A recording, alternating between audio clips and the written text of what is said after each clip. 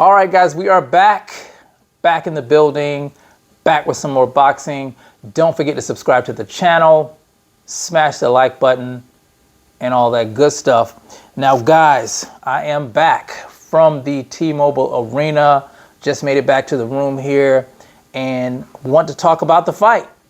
Errol Spence Jr. versus Terence Crawford. And I would like to say this is the first thing I like to say to you guys. I told you so. I told you so. I told you so. I told you that Terence Crawford was going to defeat Errol Spence Jr. I called it for 10th round stoppage, and he stopped Errol Spence Jr. in the 9th round. One-sided fight, guys. Errol said it best. It was going to be a one-sided ass whooping. And that's what it was, but Errol didn't know he was going to be on the other side of that ass whooping tonight. It was, I expected it to be a little bit more competitive, but Terence Crawford made it look easy, guys. It was easy work for Terence Crawford tonight. And I tell you guys all the time here on the channel, skills pay the bills.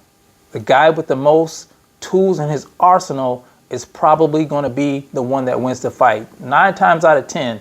And that's because he's the one that's going to be able to make the necessary adjustments when things get rough in a fight.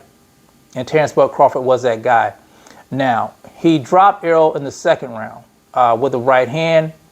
And I knew when the 3rd round came around, Errol was going to press. And Errol did. He threw a lot of punches, some of them landing, some of them not landing. Terence Crawford, tight defense, using the footwork. It got to the point where Errol's punches didn't seem to affect Crawford. And here's the thing. I saw this. I talked about it with some people around me that were sitting watching the fight around me. Errol Spence Jr. was drained in that fight. He tired out quickly in that fight. And it was due to that weight cut coming down to 147. Being as big as he is. You guys see how big Errol is. He's a big, muscular guy. And it was hell on his body. And he had a hard time in that fight. He was tired. He was lethargic. His timing was off. He was slow. He just looked like a completely different fighter in that ring tonight. And it had a lot to do with him cutting all that weight, coming down to 147. Even with a nutritionist and a dietitian, you could tell in the fight tonight. He just looked like somebody else. And Terence Crawford took full advantage of it. He looked like a well-oiled machine like he normally does. And I told you guys, he had more pop on his punches than Errol Spence Jr. And you could clearly see that. He's a lot stronger than Errol when it comes to punch power. And I said that in my video. I thought that, you know, Terence Crawford was the harder puncher, and he proved it tonight. Errol Spence Jr. dropped 3 times, guys. Twice in the 7th round, with both, I think, with right hooks. If I'm not mistaken, I think it was both right hooks. And of course, the fight was stopped in the 9th round because he was about to get Errol up out of there again, just with a flurry of punches. Terence Crawford, incredible performance tonight.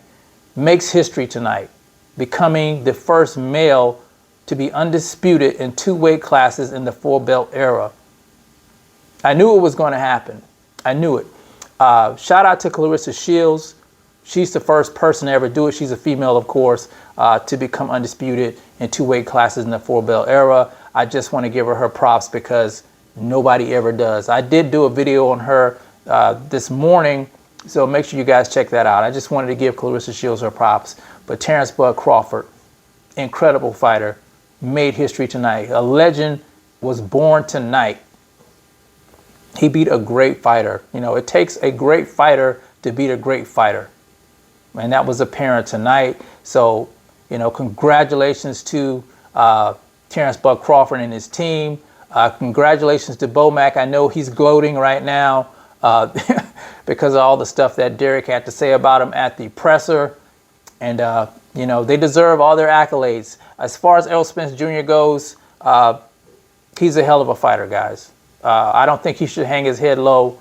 I think that, you know, he can't fight up 147 anymore. Now, when he was interviewed, he did say that he would take the rematch, you know, if that was a thing, but he would have to probably do it at 154 pounds. And I absolutely agree with that. He just can't go back down to 147. It's too hard on his body. and it showed tonight in the ring. I think that did too play a lot into him losing the fight. That the injuries, the past injuries, being out of the ring so long, and just a bunch of stuff, guys. And Terence Bud Crawford's superior skill set. It all played a pivotal role in Errol Spence Jr. Getting washed tonight. But anyway, guys, great fight. You guys tell me what you think. Do you believe me now? Do you believe me now? I know it was a lot of people talking trash to me. There was a lot of people telling me about Errol snatching eyeballs and just all kind of crazy stuff. But it was proven tonight who is the king of the welterweight division. Now I do have Terence Bud Crawford on my, he's the number one on the pound for pound list, on my pound for pound list. I had Naoya Inoue at number one this past Tuesday because of what he did. But now I have Crawford at number one and Naoya Inoue at number two. But anyway, guys, you guys tell me what you think about the fight tonight. Were you impressed by Terence Bud Crawford's performance? Were you disappointed in Errol Spence Jr.? You guys let me know how you feel about it in the comment section. It's the CMB. I'll talk to you guys in the next one. And I'm out. Peace.